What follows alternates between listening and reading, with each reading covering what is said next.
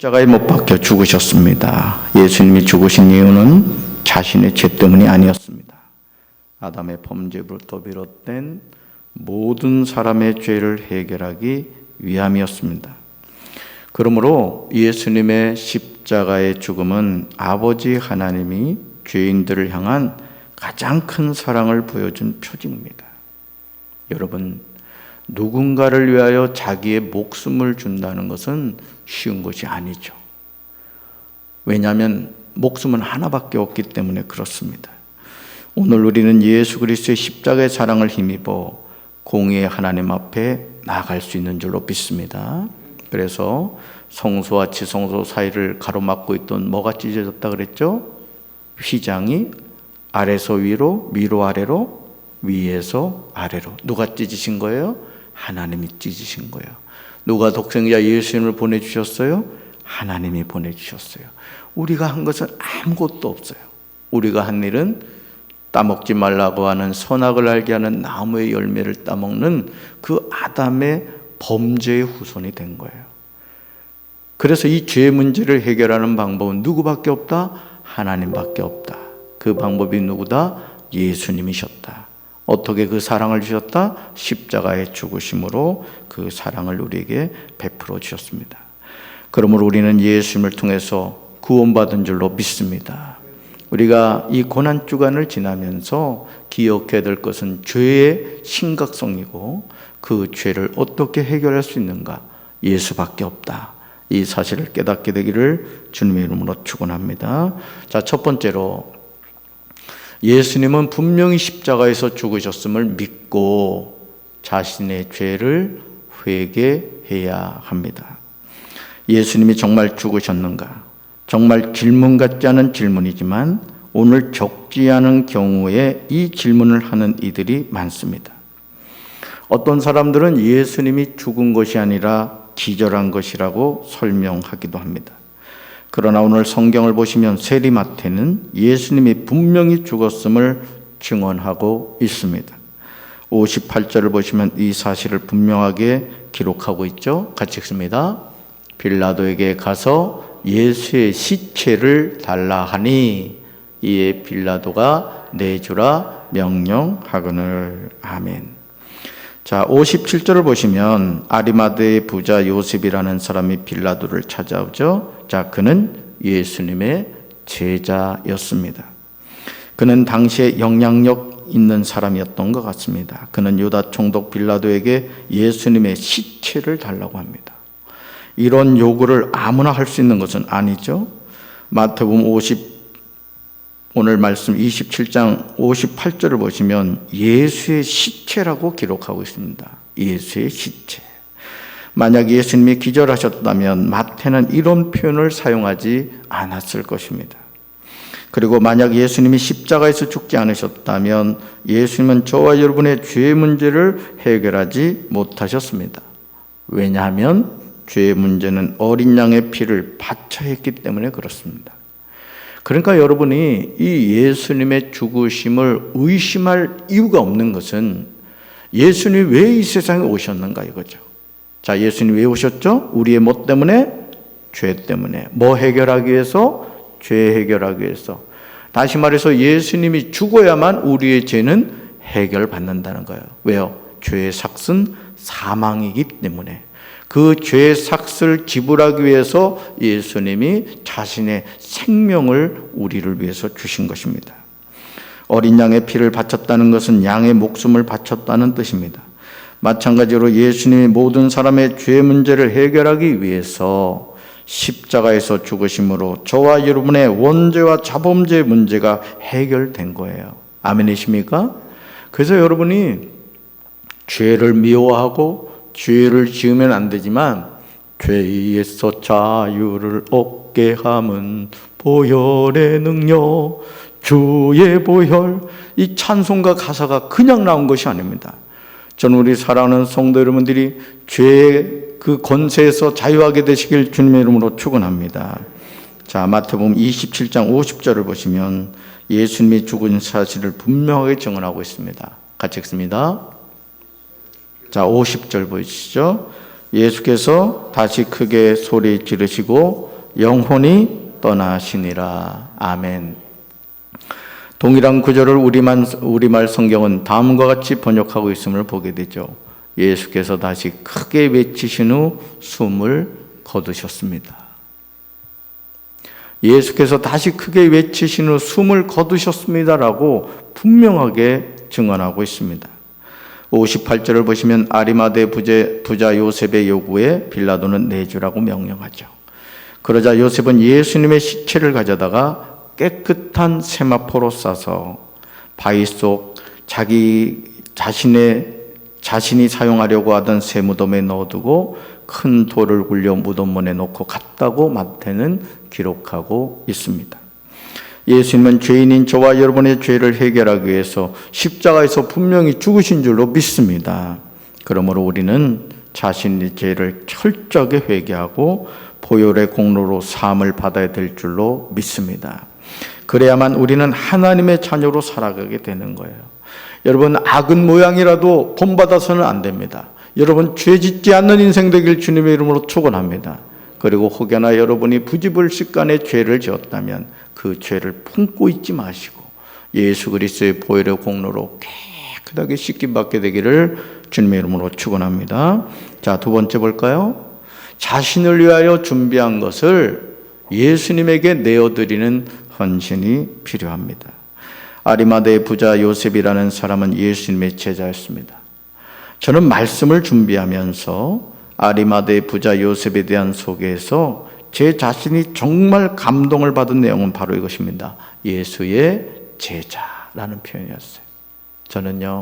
저도 그렇고 우리 강경제일교회 성도들도 그렇고 다 예수님의 제자 되기를 주님의 이름으로 축원합니다. 그래서 제가 여기 부임해서 명함을 만들었거든요.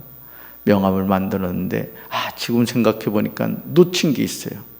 그것은 그 명함에 예수님의 제자 이렇게 해놔야 되는데 그걸 안 넣었어요. 혹여나 여러분들 가운데 앞으로 명함 만들 일이 있으시면 거기다가 밑에다가 예수님의 제자라고 써놓을 수 있게 되길 주님의 이름으로 축원합니다. 따라합시다. 나는 예수님의 제자입니다. 아멘. 우린 예수님 제자라고요. 아멘. 그렇습니다. 우린 예수님의 제자로 살아가야 합니다. 성경에서 어떤 사람에 대해서 이렇게 표현한 내용은 그렇게 많지 않습니다.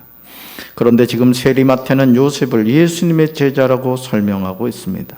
그것도 요셉은요, 아리마대의 부자였음에도 불구하고 그는 물질을 쫓는 삶이 아니라 영생을 쫓는 삶을 살았어요. 얼마나 축복된 삶입니까?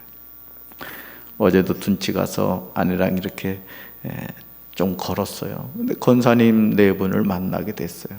그래서 이런저런 얘기를 나누면서 제가 남편 권사님한테 그랬습니다. 하시는 일을 통해서 하나님께 크게 쓰임 받으십시오. 그런 말씀 드렸어요. 저는 우리 강경제교회 성도 여러분들이 하나님 주시는 물권의 복 받게 되길 주님의 이름으로 축원합니다. 그리고요, 그 물권의 복을 가지고 주님을 위해서 힘껏 쓰임 받게 되길 주님의 이름으로 축원합니다. 이 아리마대 사람 요셉은요, 자신에게 있는 것을 통하여 하나님께 영광을 돌렸어요. 얼마나 멋진 인생입니까? 우리가 이 세상을 잠깐 살아갑니다. 무엇을 위해서 살아갑니까? 이 세상에 아무리 많이 쌓아놔도 여러분 이건희 회장 보세요. 아무것도 못 가지고 가잖아요. 그 돈 많은 분이 80세도 못 살았잖아요. 이게 인생의 결국입니다. 오늘 우리가 우리 인생의 목표를 어디에 둬야 되는가를 깨닫고 우리 자신이 무엇을 하든지 하나님의 영광을 위해서 살아갈 때 우리 인생이 복된 인생이 될 줄로 믿습니다. 사랑하는 성도 여러분, 저는 강경제일교회 사랑하는 성도들이 영적으로나 육적으로나 부자 되시길 주님의 이름으로 축원합니다. 예수님은 마태복음 19장 24절에서 정말 충격적인 말씀을 하셨죠. 같이 읽습니다. 다시 너에게 말하노니 낙타가 바늘기로 들어가는 것이 부자가 하나님의 나라에 들어가는 것보다 쉬우니라 하시니. 아멘. 우리는 이 내용을 대할 때마다 부자들을 향하여 곱지 않은 시선으로 바라보려고 합니다. 하지만 아리마대의 부자 요셉을 보세요. 여러분, 마이크로소프트 그 회사의 빌 게이츠를 욕하는 사람 없습니다. 워런 버핏 투자자죠. 그분을 욕하는 사람이 없어요. 저는 그 워런 버핏에 대한 이야기를 들으면서 제가 감동받은 것은, 그렇게 세계에서 10손가락 안에 드는 부자잖아요. 그런데도 사는 그 집부터 해서 너무 검소한 거예요. 그러니까 그 많은 재산을 가지고 있음에도 불구하고 허영에 빠지지 않고 자족하는 삶을 살더라고요. 아내와 함께 가정을 지키면서 사는 거예요. 저는 우리 사랑하는 성도들도 그렇게 되길 주님의 이름으로 축원합니다. 어떤 사람들 보면 뭐 그냥 차량을 말이죠, 뭐 외제차를 막 10대, 20대, 뭐 어떤 사람 뭐 100대를 가지고 있다 그러죠. 왜 그럴까요? 채워지지 않아 그래요. 여러분, 하나님의 자녀는 하나님이 주시는 신령한 것으로 채워야 될 줄로 믿습니다. 아무리 바닷물 많이 퍼마셔 보세요. 이 세상 것은 바닷물과 같은 거거든요. 마시면 마실수록 더 갈증을 느끼게 되죠. 우리 인생의 참된 만족은 예수 안에서 해결되는 줄로 믿습니다. 여러분, 아리마대 이 부자는 큰 부자였음에도 불구하고 예수님의 제자가 되었죠. 단순히 부자이기 때문에 하나님의 나라에 들어가지 못하는 것이 아니에요. 여러분, 이걸 잊지 마셔야 돼요. 그럼 부자 되면 안 되겠구나. 그것이 아니라는 거죠. 자신에게 있는 부를 어떻게 사용하느냐의 문제인 겁니다. 노블리스 오블리제. 정말 그렇기 때문에 지위가 있는 사람은 그 지위를 하나님의 영광을 위해서 써야 되고요. 또 나에게 어떤 물권의 복이 있다, 물질의 어떤 복을 주셨다, 그럼 그거 가지고 하나님의 영광을 위해서 쓰는 거예요. 여러분, 우리에게 하나님 시간 주셨잖아요. 그 시간을 가지고 하나님의 영광을 위해서 살아가는 거예요. 아멘. 저는 우리 사랑하는 성도들이 지혜로운 청지기가 되길 주님의 이름으로 축원합니다. 아리마대의 부자 요셉은 예수님의 제자로서 예수님의 생에서 정말 중요한 일을 합니다. 바로 예수님의 장례를 준비한 거예요. 그는 빌라도에게 가서 예수님의 시체를 달라고 이야기했을 뿐만 아니라 예수님의 시체를 가져다가 깨끗한 세마포로 싸서 장례를 치릅니다. 심지어 자신이 죽으면 사용하려고 준비해두었던 바위 속에 판 자기 새 무덤에 예수님의 시체를 장사 지냅니다. 큰 돌을 굴려 무덤 문에 놓고 가죠. 왜냐하면 이 짐승들이 와서 시신을 해했기 때문에 그래요. 사랑하는 성도 여러분, 아리마대 부자 요셉은 예수님이 마지막으로 가시는 길을 준비하였습니다. 자신을 위하여 준비한 새 무덤을 아낌없이 내어놓은 거죠. 깨끗한 세마포로 예수님의 시신을 싸서 장례를 치른 것입니다. 오늘 저와 여러분이 자신을 위하여 사용하겠다고 준비한 세마포, 새 무덤을 주님을 위하여 기쁜 마음으로 헌신할 수 있게 되길 주님의 이름으로 축원합니다. 여러분, 이 성전을 건축할 때도 아마 많은 성도들의 헌신이 있었을 겁니다. 이 성전을 건축할 때 헌신하셨던 많은 분들이 하나님 부르심을 받으셨어요. 근데 여러분 보세요. 이 성전은 남아있잖아요. 그리고 우리가 이곳에서 예배를 드리잖아요. 여러분, 우리가 이 세상을 살면서 일시적인 것, 사라지는 것을 위해서 살아가는 인생이 아니라 영원한 하나님의 나라를 위해서 아름답게 쓰임받는 믿음의 명문가들이 되시기를 주님의 이름으로 축원합니다. 주님이 주신 기회를 선용하며 사시기 바라요. 자, 세 번째로요. 예수님의 부활을 두려워한 이들의 모습에서 부활의 확실성을 보아야 합니다. 예수님을 장사하고 그 이튿날 대제사장들과 바리새인들이 함께 빌라도에게 모여 말하죠. 정말 놀랍지 않습니까? 지금 대제사장들과 바리새인들은 예수님이 살아계실 때에 제자들과 주변 사람들에게 계속해서 하셨던 말씀을 기억한 거예요. 자, 이 말씀이죠. 자, 63절 같이 읽습니다. 주여, 저 속이던 자가 살아있을 때 말하되 내가 사흘 후에 다시 살아나리라 한 것을 우리가 기억하노니. 아멘. 자, 기억하기는 잘 기억했어요. 예수님이 계속 얘기했던 게 뭐였죠? 제자들에게, 얘들아, 내가 죽을 거야.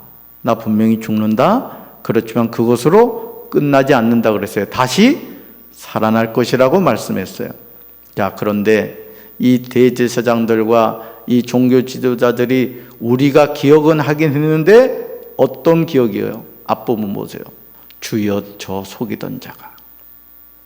누가 속이고 있죠? 누가 거짓말하고 있죠? 대제사장들과 바리새인들이에요.